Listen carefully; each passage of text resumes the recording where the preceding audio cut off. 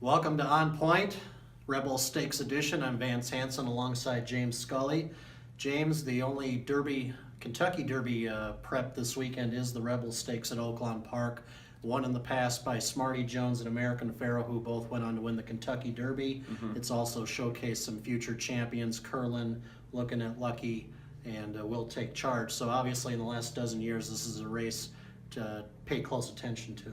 Oh yeah, definitely. And Bob Baffert tends to always target the Rebel and Arkansas Derby, so you can always count on him typically having a top challenger in the field.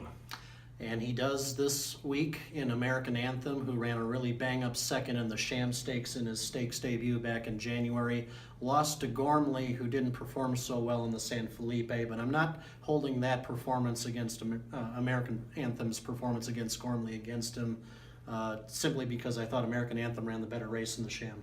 Yeah, I agree with you there. I mean, American Anthem is lightly raced too, whereas Gormley had won the front runner, was running at Del Mar. He made his first start in early December. The Sham was only a second start, so that means he'll have 4 preps, with the Rebel being the third and Arkansas Derby being the fourth. And for a horse like that, I mean, Bodemeister to me was sort of in the same boat, even though he was unraced at 2, whereas American Anthem ran in December, has that advantage, but.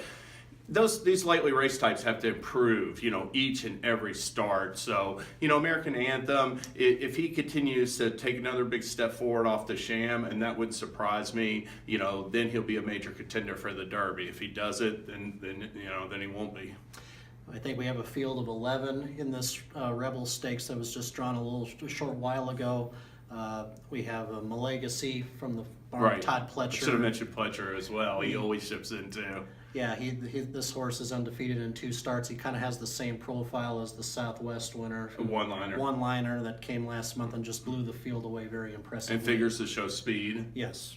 And so American Anthem obviously also shows speed, so that's going to be, and uncontested, who's also in the field, the Smarty Jones winner, who didn't fare so well in the Southwest, is in there. It looks like a very speedy, contentious race in front. And that's sort of like the makeup of the race, where you have these new shooters. Baffert, Pletcher horses are pretty well regarded, as well as Royal Mo for Sheriffs coming in from the West Coast. Didn't run that big a race, but he still just broke his maiden a couple starts before the Lewis and is eligible to keep improving. And then you have the home contingent, which is deep and strong as well, with Petrov, who's run second in both races, uncontested, who's looking to bounce back off of the off the Southwest, and Looking at Lee, who is eligible to keep moving forward for Asmussen as well. And there's obviously more contenders in this contentious race. We have Untrapped, who ran second in the Comp Stakes. From Louisiana. And another horse who I kind of liked in the Southwest, and he probably needed a race, Silver Dust. He was a distant fourth in that race, but I think he has the potential to improve as well. Yeah, a really good-looking maiden winner. So, yeah, he's another type that could keep moving forward.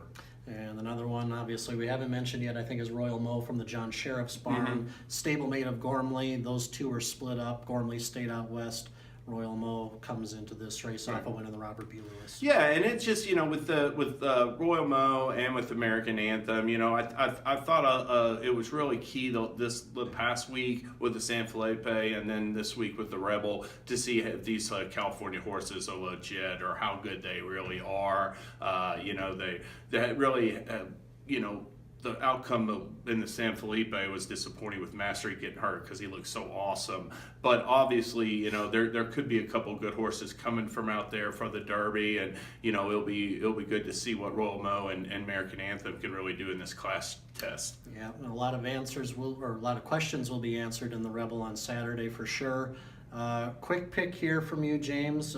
For me, I'm going to try and stick with American Anthem. I was very impressed with his Sham performance. I think Baffert's got a pretty nice colt here. My long shot, as I mentioned before, Silver Dust, I think moves forward off his fourth in the Southwest. Early selection from you. Hey, I'm on American Anthem in a future wager, but I'm leaning towards uncontested. I think he could be overlooked here off of that flop last time. They're going to send him. Mile and a 16th could be in his alley. I think he'll be an interesting wire-to-wire contender. Well, I certainly wouldn't mind an uncontested and American Anthem running very well in this race, because I have both in my WinStar Kentucky Derby Contest Fantasy League, which is kind of not doing so well at the moment. I'm not getting enough purse money there, so hopefully both of those two will run. Still enough races left, though. Yes, there is. There's about 10 to 12, right? Right. Right. Well, whatever happens, good luck with all of your selections in the Rebel Stakes, and have an enjoyable weekend with racing at Oaklawn. And for James, this is Vance Hansen. This is On Point.